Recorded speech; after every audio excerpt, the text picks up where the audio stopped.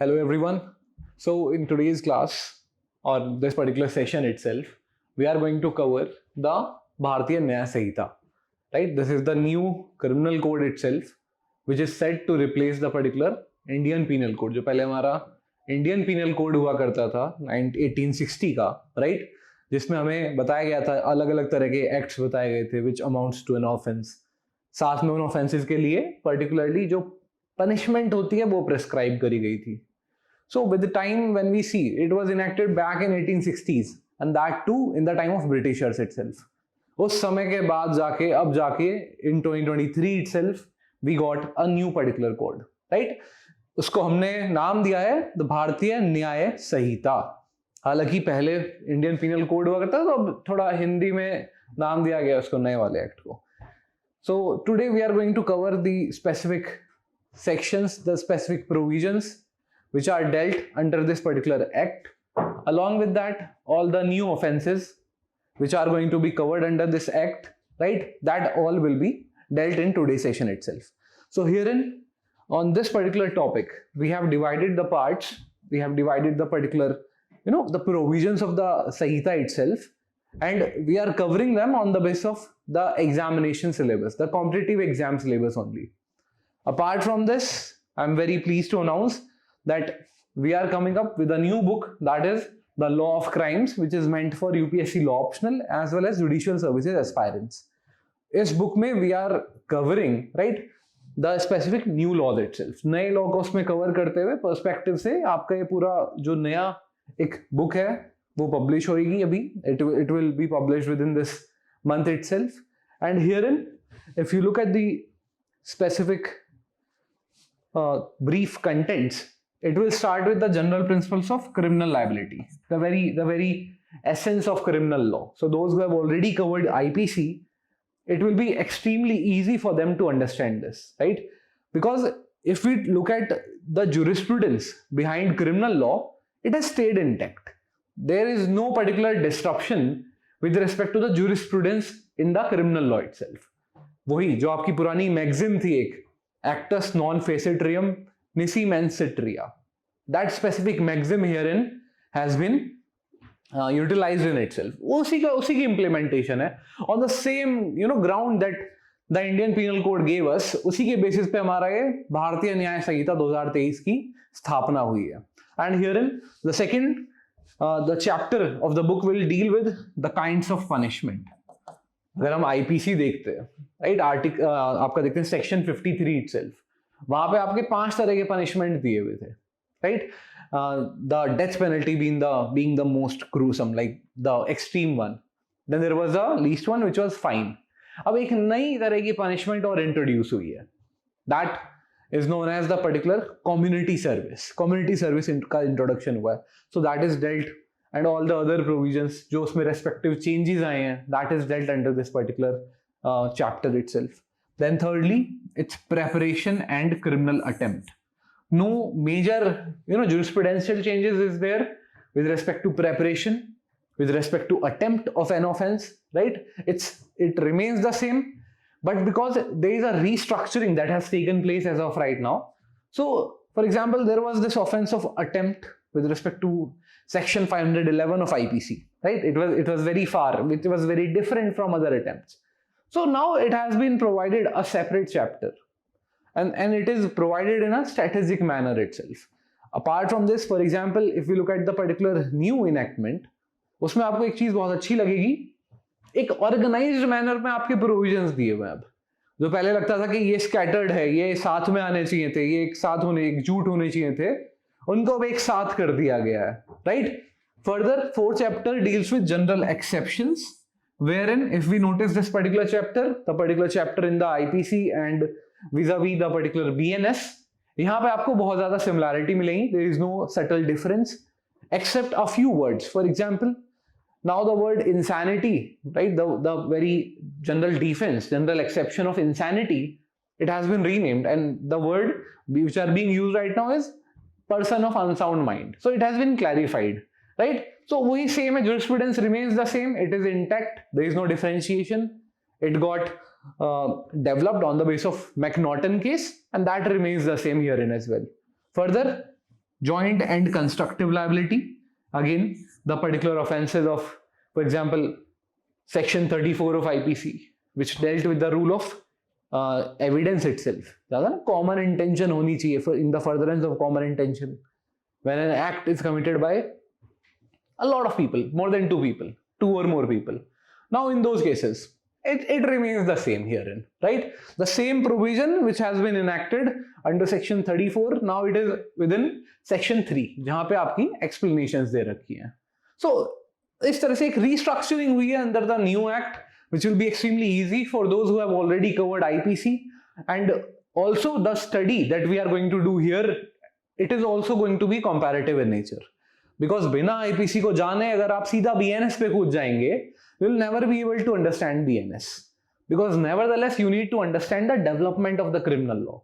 कैसे वो develop हुआ, starting कैसे आपकी IPC के through हुई थी, right? And then how it was interconnected with the particular procedural law, that is the CRPC. अब उसकी replacement उसकी भी हो चुकी है. Now the new law is the BNSS, Bharatiya Nagarik Suraksha Samhita. That is the BNSS, new criminal procedure itself. तो उसका interconnection किस तरीके से है? Then if you look at the third law, that is the specific भारतीय साक्ष्य अधिनियम. It is meant to replace the particular Indian Evidence Act. तो इस तरीके से तीनों एक्ट का एक जो मेल है, that you can see in the particular book itself and in the particular session itself, जहां पे हम ये देखेंगे किस तरह से दूसरे प्रोविजंस इफेक्ट हुए हैं. अगर सटल चेंज बताऊं, अंडर फॉर एग्जांपल BSA जो भारतीय साक्ष्य अधिनियम है, it has merely incorporated the development of evidences. For example, with respect to the digital evidences, the digital records, the digital way of recording evidence, that has been incorporated in the BSA. Otherwise, the jurisprudence remains the same, right? Subtle changes are there in BNSS, but that's outside the purview. So we are here only with respect to Bharatiya Nyaya Sanhita itself. Then, if you look at the 6th chapter, it is dealing with criminal conspiracy and abetment. अब यहाँ पे कुछ थोड़ा सा introduction है, जैसे for example abetment की बात करें, a new provision, a new particular offense has been created now, where even if a person is abetting a particular crime, which is, the abetment takes place outside and beyond India, in a particular foreign country. कोई पाकिस्तान में बैठा हुआ है और वहां पे लोगों को भड़का रहा है कि भैया एक काम करें, आप जाएं और भारत में ऐसे ऐसे टेररिस्ट अटैक करने लगे, राइट? इन दैट रेस्पेक्ट पहले अगर आईपीसी को देखते हैं तो वो एक ऑफेंस नहीं होता. That abetment, even if the person is abetting to do any act, any offense against India which is going to impact India, it would not be an offense, the abetment itself. But now the newly enacted BNS, it provides for a provision जहां पे वो person जो foreign country के अंदर है, foreign country में होते हुए कुछ ऑफेंस को अबेट कर रहा है, right? And that is going to impact India, that is going to affect India, that offense that is being instigated therein is going to take place within the territory of India. That has been criminalized now. Further, offenses against the state, offenses against public tranquility, this is very vital, very important, because यहाँ पे जो आप देखते हैं offenses against the state, एक सबसे बड़ा जो offense था जो state के against में हो सकता था, जिसका misuse भी बार बार किया जा रहा था by the state itself, that was the offense, the law of sedition itself. So under the particular BNS, we see that sedition has been totally omitted, right? Or we can say it has been given a new shape itself. उसकी shape थोड़ी shift कर दी गई है. Now it's not against showing disaffection towards the government. No, it's with respect to attacking the very integrity, the very unity, the very sovereignty of the nation itself. So a new face has been given to the law of sedition, and now it is incorporated under Section 152 of BNS. तो नया उसको चेहरा दे दिया गया है. That aspect we will cover in the session itself. Against public tranquility, this also is somewhat change. The changes that are going to be made, we will cover them as well. Then offenses against human body.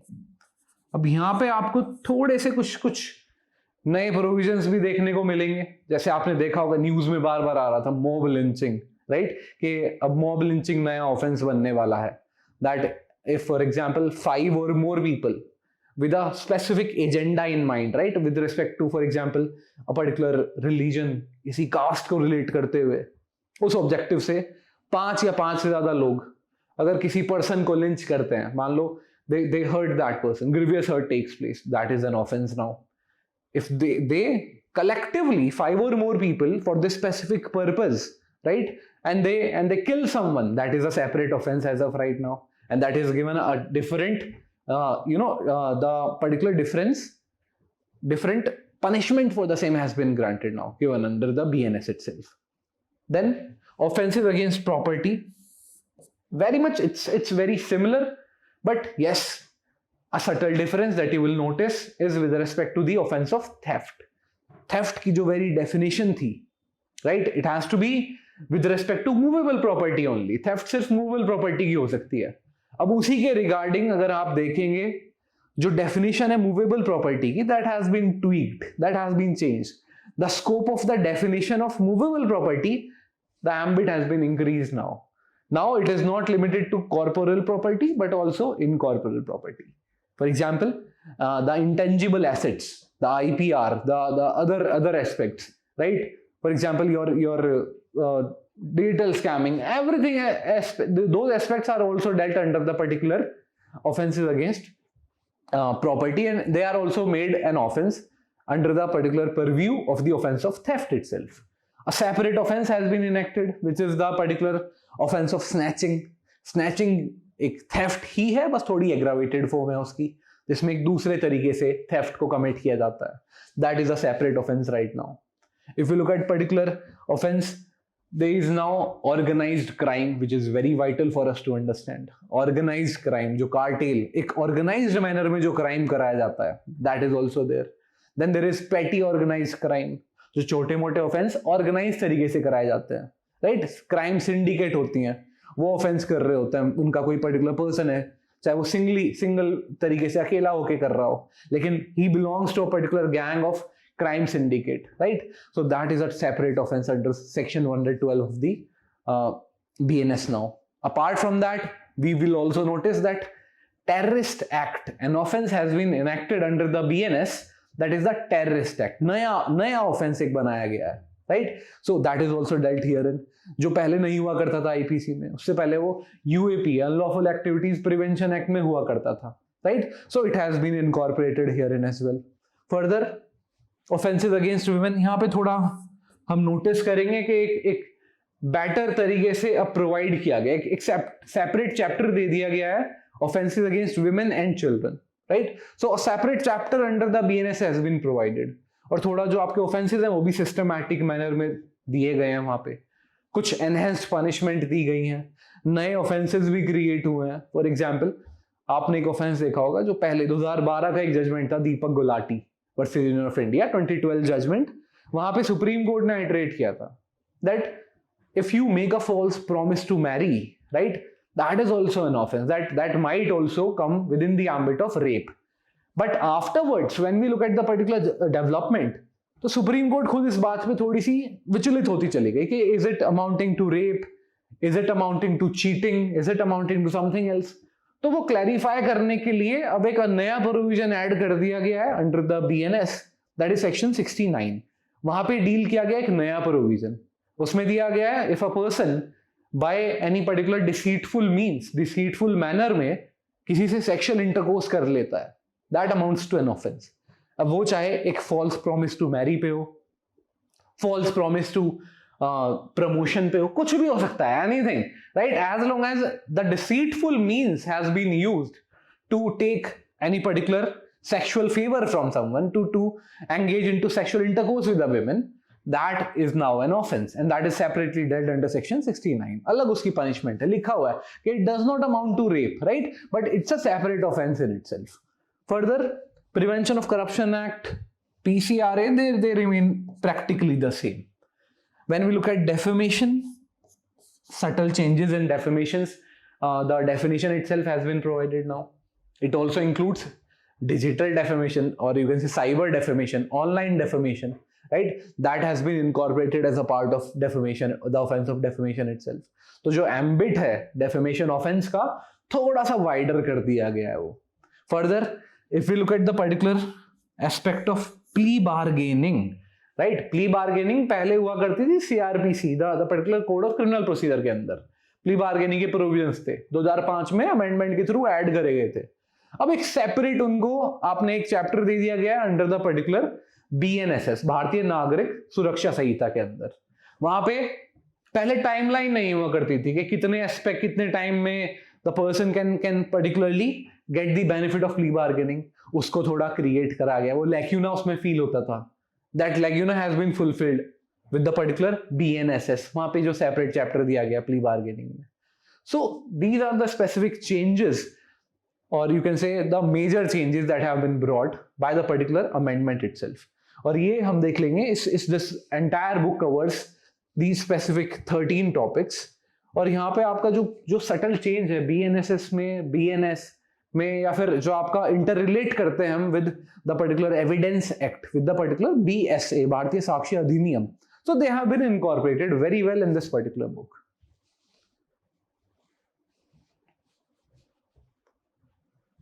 Now, moving forward, when we look at the BNS 2023, तो थोड़ा सा देख लेते हैं इसकी development किस तरीके से हुई है, कैसे ये पर्टिकुलर जो इनेक्टमेंट है कैसे बना है, क्या इसने किया है. So if you look at this, it was introduced in Lok Sabha on 11th August of 2023 itself, which replaces the Indian Penal Code. पहले जो बना था उस पे थोड़े से फिर दिक्कतों का सामना करना पड़ा था. The first when this BNS was introduced for the first time, कुछ उसमें लैक्यूनास थे, कुछ ड्राफ्टिंग एरर्स थी, उनको नोटिस किया गया, लोगों ने अपने कमेंट्स प्रोवाइड करे, उसके बाद दोबारा से रीड्राफ्ट करा गया, थोड़ा सा चेंजेस करे गए उस बिल के अंदर. एक नया बिल इंट्रोड्यूस किया गया दिसंबर के अंदर, right, and that bill is now the particular भारतीय न्याय संहिता 2nd of 2023. उसी को ही हमने BNS 2023 का नाम दिया है अब. And that particular act replaces the earlier penal code of the country, that is the Indian Penal Code 1860. एक penal code में दो चीजें मिलती हैं आपको. First, it particularly provides what all are the offenses, क्या क्या offenses होते हैं एक particular country के अंदर, क्या क्या acts होंगे. जनरल penal code था ये, राइट. इसके अलावा आपके बाकी स्पेशल इनेक्टमेंट्स जरूर हैं, इसके अलावा आपके लोकल लॉज हैं, स्पेशल स्टेट, आपके स्टेट के पर्टिकुलर पीनल लॉज हैं, but this is a general penal law which is equal, which is uniform for the entire country. तो पहले तो ऑफेंसेस दे दिए गए, साथ में फिर दी गई है इसमें पनिशमेंट कि क्या क्या कितने कुछ ऑफेंस के लिए क्या क्या इंग्रेडिएंट्स है बता दिया पहले, ये फुलफिल हो रहे हैं तो इतनी हद तक पनिशमेंट उनके लिए मिल सकती है. This aspect is covered under Indian penal code that has now been replaced and provided a new structure, a new face, a new beginning is there with respect to the Bharatiya Nyaya Sanhita 2023. So however, the earlier bill was withdrawn and standing committee re-examined the bill, and then the BNS second Sanhita was introduced on 12th December after making certain changes in the bill. And the new criminal laws, तीनों नए, तीनों का मतलब है आपका, एक तो हो गया आपका BNS, नाम में थोड़ा बिचल जाते हैं बार बार वही, लेकिन जब रिपीट करते रहेंगे थोड़ा लग जाएगा, it's very familiar. Then BNS, that is your Bharatiya Nyaya Sanhita, which is the replacement for Indian penal code. Then the second one is BNSS, Bharatiya Nagarik Suraksha Sanhita. I don't know why they named it Nagarik Suraksha Sanhita, but nevertheless it replaces your CRPC, Code of Criminal Procedure. And then the third one, that is BSA, which replaces your Indian Evidence Act. तो भारतीय साक्ष्य अधिनियम, हिंदी में name है उसका, तो Bharatiya Sakshya Adhiniyam deals with the law of evidence in the particular country. So ये तीनों laws अब notify हो चुके हैं कि ये laws they will come into effect from 1st of July 2024 itself. Further, the BNS remains most of the offenses from the IPC. बहुत सारे आप देखेंगे ना, जैसे ऐसा कुछ नहीं है कि नया एकदम से बन गया कि भाई नए नए तरह के ऑफेंसेस आ गए हैं. No, they have retained most of the offences have been retained. हाँ, कुछ ऑफेंसेस थे जिनको सुप्रीम कोर्ट ने टाइम टू टाइम पे ओमिट कर दिया था, सुप्रीम कोर्ट ने अनकॉन्स्टिट्यूशनल साबित कर दिया था. जैसे कि the offense of adultery. In the case of Joseph Schein, the Supreme Court has said that this particular offense is now unconstitutional. It violates the particular constitution itself. It is discriminatory on women. So those offenses have been omitted. उनको bye कर दिया गया under the BNS. Then additionally, for example, there was the offense of जैसे इसके अलावा जैसे आपके और भी कई सारे ऑफेंसेस थे, उन सबको आपने जो सुप्रीम कोर्ट ने जिस तरह से डिसीजन दिया उस हिसाब से वो रिप्लेसमेंट चेंजेस करते चलेगा, उनको भी डील करेंगे हम. जैसे वोम्बर्डगरे केस में सेडिशन लॉ के बारे में बात हुई थी. सेडिशन लॉ को अभी सुप्रीम कोर्ट ने थोड़े समय पहले, it was the previous year only, supreme court ने बोला कि जो लॉ ऑफ सेडिशन है इसका बहुत मिसयूज हो रहा है, तो जो इसका स्कोप है वो क्लैरिफाई करें. जब तक क्लैरिफाई नहीं होगा तब तक ये जो आपका ऑफेंस ऑफ सेडिशन है this shell remain in abeyance, कि उसको बिल्कुल अबेयंस में रखो. अब देखा हमने जो नया एक्ट आया उसके अंदर सेडिशन का नाम ही नहीं है. हाँ, नया एक प्रोविजन सेक्शन 152 में जरूर क्रिएट कर दिया गया है. Further certain new offences have also been added. कुछ नए ऑफेंसेस हैं जो अब ऐड हो गए हैं बीएनएस में. जैसे अब मॉब लिंचिंग की बात हमने कर ली, उसके अलावा और भी नए ऑफेंसेस हैं. फॉर एग्जाम्पल आपने सुना होगा कि थोड़े महीने पहले ही जब ये बीएनएस के बारे में इंट्रोडक्शन हुआ था, ये पब्लिक में आया था, उसके बाद ट्रकर्स ने थोड़ा ह्यू एंड क्राई किया था कि नहीं ये इम्प्लीमेंट नहीं होना चाहिए, इसमें कुछ गड़बड़ है. राइट, आपने देखा होगा उसमें हिट एंड रन के बारे में जरूर बात की थी, उसके बारे में न्यूज भी टाइम टू टाइम आती रही.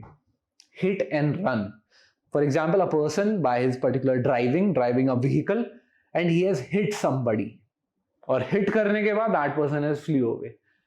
That now amounts to an offense, even if the person has, was negligent, he was reckless, he was rash or not, doesn't matter.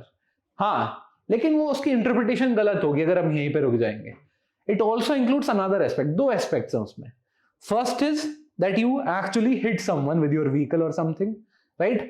Second thing is non-reporting of the same. अगर report नहीं करोगे तो वो offence है. Right, तो अब जो provision है हमारा बीएनएस के अंदर दे दिया गया है कि once you have particularly hit someone, now it is your legal duty to report the same to the nearest police officer, nearest magistrate. उनको आप रिपोर्ट करें, उसके बाद आप फ्री हो जाएंगे, उसके बाद वो ऑफेंस नहीं माना जाएगा. क्यों? ताकि जो पर्सन हिट हुआ है, जो विक्टिम है, उसको बचाया जा सके, उसको बचाने का समय हो. राइट, ये भी नहीं कह रहे आप उसी जगह पर रुक जाओ, because there is a chance of mob lynching as well. Specifically अगर ट्रकर्स का केस देखें आप, ट्रक वगैरह वालों के साथ में ये होता रहता है. That's why they flew from the particular place. लेकिन हाँ, उसके साथ में अब एक रेस्पॉन्सिबिलिटी है that if you engage into any accident and afterwards you need to report the same so that the person, the victim can be saved. तो उसके लिए वो नया एक ऑफेंस क्रिएट हो, which is very commendable as well. And some offences have been omitted from the BNS in line with the particular judgements of the supreme court. कुछ ऐसे भी ऑफेंस हैं जो गलत तरीके से रिमूव कर दिए गए हैं. फॉर एग्जाम्पल सेक्शन 377 हुआ करता था आईपीसी के अंदर, which dealt with unnatural offences. अब unnatural offences are those which are done against a man, a woman, anyone, right, that carnal intercourse is done against them. Now, the Supreme Court has, in earlier instance, has taken the view that if that particular sexual activity is consensual in nature, right? अगर वो consensual है, that would not amount to an offense. तो उन्होंने partially struck down किया था section 377 को. Now, under the BNS, the particular provision is removed totally. उसको पूरा ही हटा दिया गया है. That is not an offense anymore. So I believe this will create some sort of issue with respect to the homosexual people and the trans people. They will be deprived, they will be, they will face some sort of issues regarding this, not some extreme problem regarding the same. So that problem is there with respect to BNS. Nevertheless, since I believe with the time there might be an amendment and the particular aspect of consensual carnal intercourse that was provided under section 377, that might even revive in future. But nevertheless, this is the overview of specifically भारतीय न्याय संहिता 2023. इसके अलावा और भी छोटे changes हैं. छोटे changes में क्या क्या आता है?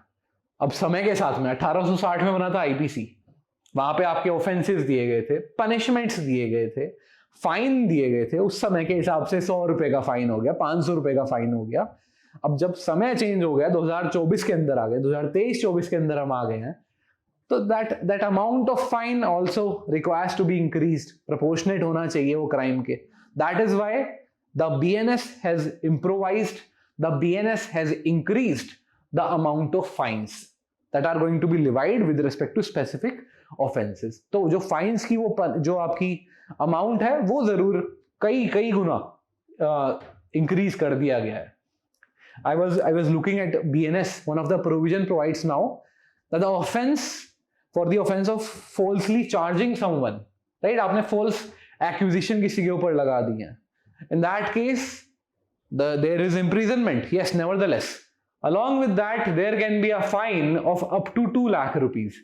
So that is the most fine there is under the BNS. 2 lakh तक का फाइन अब लग सकता है अगर आप false accusation करें, false charges लगवा दे किसी के ऊपर. So अब थोड़ा देख के उस तरीके से, because it is going to be actually detrimental, it is going to be deterrent with respect to your particular amount of fines as well. वो भी थोड़ा इंक्रीज हुआ. साथ में कुछ पनिशमेंट्स हैं उनको भी थोड़ा रिवाइज किया गया, उनको थोड़ा सा इंक्रीज करा गया उनका एम्बिट, ताकि उनका इम्पैक्ट सोसाइटी पे थोड़ा बढ़ के आए, ताकि जो ऑफेंसेस रिपीटेडली हो रहे हैं उसमें उनको डील किया जा सके.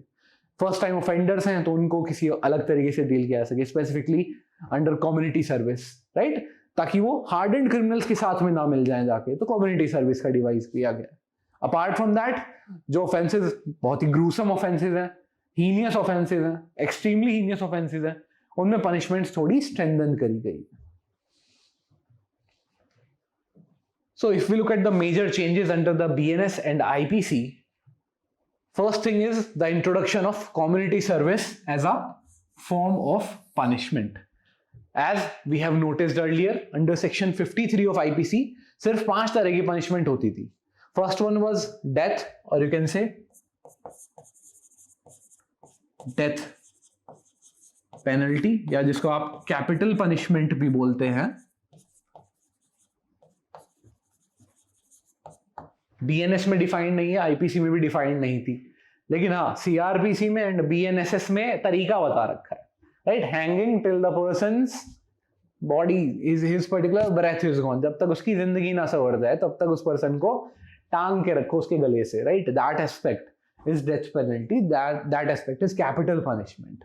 तो कई बार इसके अगेंस्ट में ये चलता रहता है कि should we abolish capital punishment, should we abolish this taking off life by the state of a person. लेकिन फिर भी we have retained the same. अब तक हमने रिटेन किया हुआ under the BNS as well. Further, imprisonment for life. दूसरी चीज है इम्प्रीजनमेंट फॉर लाइफ. कंफ्यूज नहीं होना है बिल्कुल भी. इम्प्रीजनमेंट फॉर लाइफ का मतलब है जब तक इस पर्सन के प्राण है तब तक ये पर्सन इम्प्रीजनमेंट में रहेगा, right. So herein we need to understand this that there is no specific time period for imprisonment for life. जब तक ये पर्सन जिंदा है तब तक ये जेल के पीछे रहेगा. That is imprisonment for life. तो दिस हैज बीन रिटेन्ड. हाँ, लेकिन कुछ ऐसे अब ऑफेंसेस क्रिएट करे गए हैं जहां पे इम्प्रीजनमेंट फॉर लाइफ को भी 2 तरीके से बताया गया है. One is simple imprisonment for life, जहां पे सिर्फ बोल दिया गया है that this offence shall be, the punishment shall be imprisonment for life. चलिए ठीक है. दूसरा है जहां पे बोला गया imprisonment for life, that means for the remainder of a person's life. अब डिफरेंशिएट करना थोड़ा मुश्किल हो रहा होगा, क्योंकि मैंने तो बोला अभी इम्प्रीजनमेंट फॉर लाइफ का मतलब है भैया जिंदगी जब तक है तब तक. तो यहां क्यों लिख दिया फिर दूसरे वाले में that means the remainder of a person's life. Now this has to be dealt with respect to the power of commutation, the power of remission, right. जो कम्यूटेशन करने की पावर होती है स्टेट की, रेमिटेशन करने की पावर होती है स्टेट की, पार्डन करने की पावर होती है स्टेट की, उसके रिस्पेक्ट में है ये. सो अगर हम सुप्रीम कोर्ट के प्रीवियस जजमेंट्स देखें, सुप्रीम कोर्ट ने कई बार लिखा है that this person shall be given imprisonment for life, right. और 30 साल से पहले इसको कम्यूटेशन नहीं होगा, ठीक है, या 40 साल से पहले इस पर्सन का कम्यूटेशन नहीं हो सकता. That means the supreme court has restricted the power of the state to remit, to commute the sentences by the state itself कि भैया आप कम्यूटेशन नहीं दे सकते इस पर्सन को। कम्यूटेशन की अगर मैं बता दूं 20 साल बाद पावर आ जाती है स्टेट के पास में, अगर 14 साल बाद, राइट, आपके पास ये पावर है भैया आप चाहते हैं कुछ लोगों को, चाहे उनको इम्प्रिजनमेंट फॉर लाइफ दे रखी हो कि नहीं छोड़ दिया जाए, 14 साल कंप्लीट हो चुके हैं, पावर आ जाती है स्टेट के पास, राइट नहीं है किसी पर्सन का, राइट। अगर स्टेट चाहे तो 14 साल बाद उनको आप बाहर निकाल सकते हैं, कम्यूट कर सकते हैं उनकी सेंटेंस को। लेकिन जब हम देखते हैं दूसरी तरह का ये ऑफेंस, तो सुप्रीम कोर्ट ने खुद इस चीज को कई बार समझ रखा है कि when we say for the remainder of a person's life, that means the power of commutation of the state is gone. That means the statutory power which is granted to the state appropriate government, चाहे वो central government हो चाहे वो state government हो, right, to commute the sentences, now that has been restricted. तो जिस offence में आपको दिखेगा that this offence is punishable with imprisonment for life, that means for the remainder of a person's life, इसका simple मतलब है without any sort of commutation bye the state. State उसको commute नहीं कर सकता, स्टेट उस 14 साल बाद जो पावर आती थी स्टेट की उसके थ्रू कम्यूट कर सकता था, वो अब नहीं है, और वो पर्सन जब तक रिमाइंडर है तब तक वो जेल के अंदर ही रहेगा। तो ये दोनों का डिफरेंशिएशन है, थोड़ा जानना जरूरी था, इसलिए मैंने अभी ये पे बता दिया। Further then there can be imprisonment which can be rigorous and simple। rigorous कुछ अलग नहीं होता, rigorous ऐसा कुछ नहीं है मार्केट उसमें, आपने सुना होगा ना कि भैया चक्की पीस रहे हैं और ये कर रहे हैं, it means a particular imprisonment with hard labor, ठीक है, वहां पे आपका लेबर वर्क आपसे कराया जाता है, that aspect is your rigorous imprisonment। तो अगर मैं बात करूं imprisonment for life की, imprisonment for life is always rigorous imprisonment। And there can be simple imprisonment जहां पे आपसे कोई हार्ड वर्क वगैरह नहीं कराया जाता, लेबर वर्क वगैरह नहीं कराया जाता, तो that is still there. Further forfeiture of property, आपसे आपकी प्रॉपर्टी छीन लेना, right, that the court is also empowered in doing that.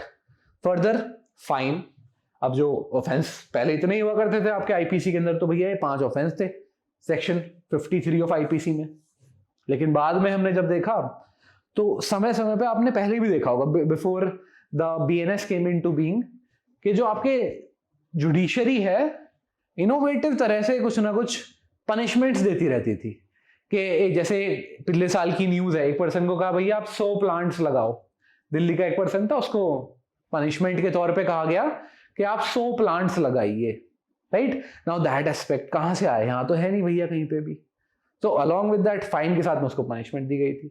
उसी चीज को ध्यान में रखते हुए इनकॉर्पोरेशन किया गया है एक 6th टाइप ऑफ पनिशमेंट का, that is your community service. अगर हम देखें BNS, this particular term has not been defined but it has been prescribed as one of the forms of punishment under section 4। और अगर देखते हैं हम explanation attached to section 23 of BNSS, जो भारतीय नागरिक सुरक्षा संहिता है, उसका सेक्शन 23 की एक्सप्लेनेशन के अंदर वहां पे बताया गया है, वहां पे डिफाइन करा गया है कि कम्युनिटी सर्विस क्या होता है। It provides that community service as the work which the court में order a convict to perform as a form of punishment that benefits the community for which he shall not be entitled to any remuneration। कि उस person से कोई ऐसा काम कराया जाए जिससे कि कम्युनिटी का बेनिफिट हो, वही 100 पेड़ लगवा दिए, इस पर्टिकुलर एरिया की 1 महीने तक आप सफाई करेंगे, इस पर्टिकुलर एरिया में इन लोगों को आप खाना खिलाएंगे, ये काम करेंगे, वो काम करेंगे, जिससे सोसाइटी का बेनिफिट हो रहा हो without paying him anything. So that particular punishment is known as the community service, which I believe it's a very good introduction in the penal code। The reason being, एक तो थोड़ा सा burden कम करेगा gels के ऊपर, right. दूसरा, यहाँ पे अब लोगों को पर्टिकुलरली ऐसी सर्विस करवाई जा सकती है उनसे जिससे कम्युनिटी का भी बेनिफिट होगा दूसरे हाथ, राइट। और साथ में जो न्यू क्रिमिनल्स हैं, जो फर्स्ट टाइम ऑफेंडर्स हैं, जो छोटे मोटे पेटी थेफ्ट जिन्होंने करे, क्योंकि कम्युनिटी सर्विस हर ऑफेंस के लिए नहीं है, it is only there with respect to petty theft, छोटे मोटे ऑफेंसेस के लिए, right? So in those cases they will not be involved with hardened criminals by going into the jail itself, वो थोड़ा बचे रहेंगे, right? कम्युनिटी के अंदर ही रहेंगे। So that aspect is very good introduction and we see this particular community service under section 4 of the BNS. Moving forward, let's have a overview of the new offenses which have been introduced under the BNS, which were not having any place under the IPC itself. जो IPC में नहीं हुआ करते थे, अब नए offenses जो create करे गए. सबसे पहला है abetment outside India for offences in India, जो कि सेक्शन 48 ऑफ बीएनएस के थ्रू इंट्रोड्यूस किया गया है. Right, person who is sitting somewhere else, किसी और कंट्री में बैठा है और किसी को अबेट कर रहा है, भैया जाके ना भारत में जाके आप ऐसे ऐसे ऑफेंस कर दो, एक पर्सन का मर्डर कर दो भारत के अंदर जाके. पहले अगर आईपीसी देखते वहां पे ऑफेंस नहीं हुआ करता था. Right, because it was extraterritorial, it was outside the purview of the criminal law of this particular country. परंतु under the particular BNS, now this abatement, a person who is abetting, किसी को excite कर रहा है, किसी को भड़का रहा है कि भैया जाके भारत के अंदर कोई offense कर दो आप, that person can be punished under section 48 of the BNS. Secondly, sexual intercourse by employing deceitful means. कि किसी से सेक्सुअल इंटरकोर्स कर लेना डिसीटफुल मींस, डिसीट शो करके. डिसीट का मतलब है बहला के, फुसला के, बेवकूफ बना के. राइट, जैसे that the person has promised to marry, the person has promised to promote. Right, अपने वर्कर को बोल दिया भैया आपको प्रमोट करेंगे, आपको इतने पैसे मिलेंगे, आपको ये करेंगे, उसका आपकी ये हेल्प कर देंगे, और I belong to this particular community. छुपा के उसने, जैसे देखते हैं ना टाइम टू टाइम पे लव जिहाद की बात होती है, that a person does not provide that he is from a specific community and says otherwise कि नहीं दूसरी community का हूं, and they engage into sexual intercourse. So those specific offenses are now covered under section 69 of BNS. It's not limited to love jihad or promise to marry, false promise to marry. It is way beyond. यहाँ थोड़ा सा इसमें थोड़ी दिक्कत है कि जो इसका स्कोप है बहुत ही ओपन रख दिया गया है कि कुछ भी तरीका, any particular means, जो एक्सप्लेनेशन से समझ में आता है हमें, एक्सप्लेनेशन में दे रखा है भैया डिसीटफुल मींस कुछ भी हो सकता है. It is not limited to promise to marry. Right, किसी भी तरीके से डिसीट करते हुए अगर पर्सन ने एक लड़की के साथ में सेक्सुअल इंटरकोर्स कर लिया है, that might amount to an offence under section 69 of BNS. Further, hiring, employing और engaging a child to commit an offence. किसी बच्चे को, किसी चाइल्ड को, राइट, आपने एंगेज कर लिया, आपने उसको हायर कर लिया कि जाके ऐसे ऐसे करके आप ऑफेंसेस करिए. Right, that is again an offence here in. पहले भी हुआ करता था लेकिन पहले अबेटमेंट की तरह से होता था. Right, you would be charge for abetting the particular offence and the particular child is of course because he is डोली इन कैपेक्स. अगर 12 से कम का है, 7 से कम का है, 7 से 12 का है तो डोली कैपेक्स हो सकता है, देखा जाएगा. 12 से ज्यादा का तो ही will be dealt. But here in when we talk about section 95, यहाँ पे उस पर्सन को एक्सप्लिसिटली अब हम सेक्शन 95 के अंदर भी पनिश कर सकते हैं अगर वो हायर करता है किसी को, अगर वो एम्प्लॉय करता है, एंगेज करता है चाइल्ड को. Further, mob lynching which has been defined. Mob lynching word का इस्तेमाल नहीं हुआ है. अगर आप देखेंगे that is your section 103, section 117, वहां पे मॉब लिंचिंग वर्ड का इस्तेमाल नहीं हुआ है, but it pretty much explains the offence of mob lynching. So it provides that 5 or more persons, 5 या 5 से ज्यादा लोग होने जरूरी हैं for the offence of mob lynching when they are acting in concert on the ground of race, caste, community, sex, place of birth, language, personal belief or any other similar ground. तो 5 या 5 से ज्यादा लोग when they are acting in concert मतलब एकजुट हो रहे हैं वो, राइट, एकजुट होके किस ग्राउंड पे हो सकता है, रेस का, कास्ट का, रिलीजन का, बर्थ का, लैंग्वेज का, और उस बेसिस पे क्या करते हैं, इफ दे कमिट मर्डर, अगर वो मर्डर करते हैं, that is punished under section 103 clause 2 separately. Now थोड़ी सी एग्रावेटेड, जो आपकी पनिशमेंट है थोड़ी डिफरेंट दे दी गई है, एग्रावेटेड पनिशमेंट दे दी गई है. Second situation, when they voluntary cause grievous hurt, अगर वो 5 या 5 से ज्यादा लोग मिलके उस पर्सन को लिंच करते हैं और उसको ग्रीवियस हर्ट हो जाती है. In that situation again it is dealt under section 117 clause 3 and 4 of BNS. यहाँ पे सेपरेटली अब वो एक ऑफेंस बना दिया गया है, right. So this is also like you can say it is a type of joint liability, जहां पे नया तरह की एक जॉइंट लायबिलिटी क्रिएट कर दी गई है 5 या 5 से ज्यादा लोग होने पे. फर्दर, हिट एंड रन, जिसको हमने थोड़ा सा भी पहले भी ऑब्जर्व किया था, राइट? जो ट्रक ड्राइवर्स की जो पूरा एसोसिएशन था, उन्होंने इसके अगेंस्ट में काफी प्रोटेस्ट भी किया है. So hit and run, but it says causing death by negligent driving, but it also includes the aspect of non-reporting of the same. Offense तब नहीं बनेगा जब आपने कोई आपसे हिट हो गया है. एक्सीडेंटल भी होता है, एक्सीडेंटल आपने हिट कर दिया किसी को, that is not an offence. लेकिन afterwards if you flew away without reporting the same, that amounts to an offense, and therein under section 106 clause 2 it can be dealt. Apart from this, अगर बात करते हैं negligence की, अब section 106 clause 1 में दो parts कर दिए गए हैं. जब नेग्लिजेंस एक मेडिकल प्रैक्टिशनर करता है, that is now separately dealt, और उसमें आपकी थोड़ी पनिशमेंट भी डिफरेंट दे रखी है from the normal case of negligence, death by negligence. Further, organised crime.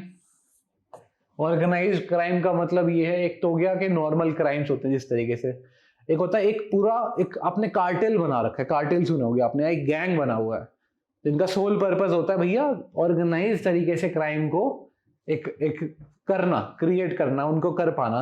आपका एक पूरा गैंग बना होता है, कई सारे लोग उसके अंदर इन्वॉल्व होते हैं, सभी का कुछ ना कुछ पर्पस होता है, राइट? ऑफेंसेस कर रहे हैं वो अलग अलग तरह से. लेकिन अगर हम देखते हैं अपने आईपीसी को, that was not at all adequate to deal with the organised crime. जो आपकी कार्टेल्स हुआ करती थी, ऑर्गेनाइज्ड सिंडिकेट, जो आपकी ऑर्गेनाइज्ड क्राइम करने के लिए सिंडिकेट हुआ करते थे, उसको डील नहीं कर पा रहा था. Now under section 111 BNS this particular offence of organised crime is dealt. थोड़ा डिटेल में देखेंगे जब हम चैप्टर के ऊपर आएंगे. Further, petty organised crimes are provided under section 112, जहां पे सेम ऑर्गेनाइज्ड क्राइम है but of a petty nature. थोड़े कुछ अमाउंट की थेफ्ट हो गई, स्नैचिंग हो गई, right? But when the person belongs to a particular cartel, a gang, और some particular organized syndicate, in that case that is a separate offense apart from offenses against property. वो तो थे जो आपके थे, राइट? थेफ्ट, स्नैचिंग वगैरह तो अलग ऑफेंसेस हैं ही. यहाँ पे साथ में एक पेटी ऑर्गेनाइज्ड ऑफेंस क्राइम अलग से बनाया गया है. Then terrorist act under section 113 BNS, जो कि हम थोड़ी सी बात करी है, which is a development with respect to UAPA, unlawful activities prevention act में हुआ करता है terrorist act के बारे में. अब वो हमारे जनरल पीनल लॉ में भी इंट्रोड्यूस कर दिया गया है. इससे थोड़ा सा, क्योंकि ये कंफ्यूजन हो सकता है फिर specifically with respect to police, कि भैया किसको चार्ज किस चीज में करें, अब BNS के अंदर करें या फिर UAPA में करें, right? Because might I remind you, the important aspect herein is that the general penal law, that is the BNS, the procedure for this law is the BNSS, Bharatiya Nagarik Suraksha संहिता. लेकिन जब हम बात करते हैं UAPA की, because that is a special enactment, उसका जो procedure है वो भी थोड़ा डिफरेंट है, that requires a different procedure is adopted. So अगर ये क्वेश्चन कभी उठता है कि भैया BNS में जाएगा या फिर UAPA में जाएगा, तो एक्सप्लेनेशन अटैच्ड है सेक्शन 113 की. उसकी एक्सप्लेनेशन में क्लियरली दे रखा है, पुलिस ऑफिसर एक पर्टिकुलर रैंक है, उससे ऊपर का पुलिस ऑफिसर है, सुपरिटेंडेंट ऑफ पुलिस है. That person will have to make the decision whether the offence, the person, accused person is going to be charged under BNS और the terrorist act. तो थोड़ा simplify करने के लिए वहां पे दे रखा है. Further, I was talking about this one, section 152, act endangering the sovereignty, unity and integrity of India. तो थोड़ा सा इंप्रूवमेंट है on the law of sedition, which was against showing disaffection towards the government only, right? वहां पे government के against में था, which was not at all logical as well. Now herein this is against the integrity, sovereignty and unity of India, right? So the same wordings are somewhat tweaked, have been provided under section 152. We will deal with this in a at length as well. So herein it has been reproduced under section 152. Now it is showing disaffection, which might lead to some sort of attack on the sovereignty, integrity and unity of India. That is dealt under section 152. Then assaulting or obstructing public servant when suppressing riot, that is also an offense. Attempt to commit suicide to compel or restrain exercise of lawful power. इसका हम समझेंगे साथ में section 309 of IPC के साथ. क्योंकि इस provision को अब बीएनएस के अंदर कोई जगह नहीं दी गई है। तो बीएनएस के अंदर your attempt to commit suicide is not an offence anymore. हाँ, उसके बदले में एक दूसरा ऑफेंस जरूर इंट्रोड्यूस किया गया है, जहां पे आप try to commit suicide to compel और restrain exercise of lawful power. कि कोई पब्लिक सर्वेंट है, पब्लिक ड्यूटी कर रहा है, उसको रोकने के लिए आप क्या कर रहे हो, आप भैया सुसाइड करने की धमकी दे रहे हो, ये मत कर देना वरना मैं सुसाइड कर लूंगा। Right now that has been made a separate offence under section 226 of BNS. और हमने जो 309 प्रोविजन हुआ करता था with respect to the attempt to commit suicide, because अगर उसको पढ़ते हैं वो डाइल्यूट भी हो चुका था काफी हद तक। जो सेक्शन 117 है मेंटल हेल्थ केयर एक्ट 2017 का, उसके थ्रू वो बहुत डाइल्यूट हो चुका है। राइट उस एक्ट में दिया हुआ है कि भैया प्रिजम्पशन रखेंगे हम एक, कि अगर एक पर्सन है वो सुसाइड कमिट करने की कोशिश कर रहा है तो उसको पनिशमेंट की जरूरत नहीं है, उसको केयर की जरूरत है। That person requires care from the state and not additional punishment, जैसे कि सेक्शन 309 आईपीसी में दी गई थी। तो उस चीज को रिप्लेस कर दिया गया, हटा दिया गया। That is a good step that is taken. उसके बदले में section 226 is introduced. Then snatching, which again we have already talked about it. It's only a form of theft. एक तरीका है, एक वे है theft करने का, that is your snatching. Then mischief causing damage to any property, including the property of government. थोड़ा aggravated form of mischief है, which now has been incorporated. कि अगर आप कोई गवर्नमेंट की प्रॉपर्टी को mischief के थ्रू डिस्ट्रॉय कर देते हैं, then some aggravated punishment can be imposed on you. Further, making or possessing counterfeit seal, etc. with intent to commit forgery. This also is an offense under section 341. Not very vital for the examination point of view, but एक नया offense create हुआ है 341 के अंदर भी.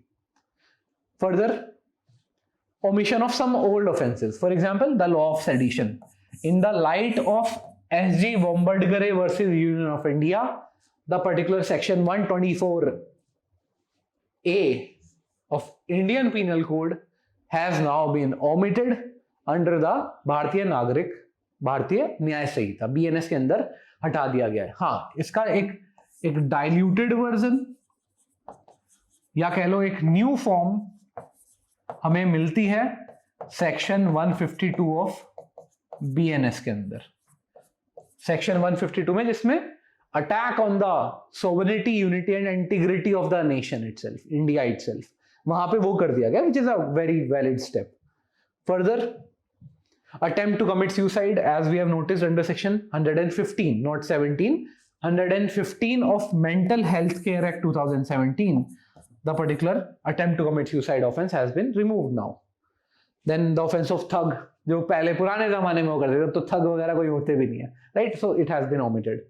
Further, unnatural offences की बात हमने करी थी, जैसे Navtej Singh Johar versus union of India case में उसको पार्शियली स्ट्रक डाउन किया गया था, अब बीएनएस में उसको पूरा ही स्ट्रक डाउन कर दिया गया है। Further, adultery, Joseph Shine case में जो सुप्रीम कोर्ट ने अनकॉन्स्टिट्यूशनल कहा था सेक्शन 497 ऑफ आईपीसी को, now that has been removed, that has been taken away, that has been omitted, snatched away from the BNS itself, उससे भी हटा दिया गया है।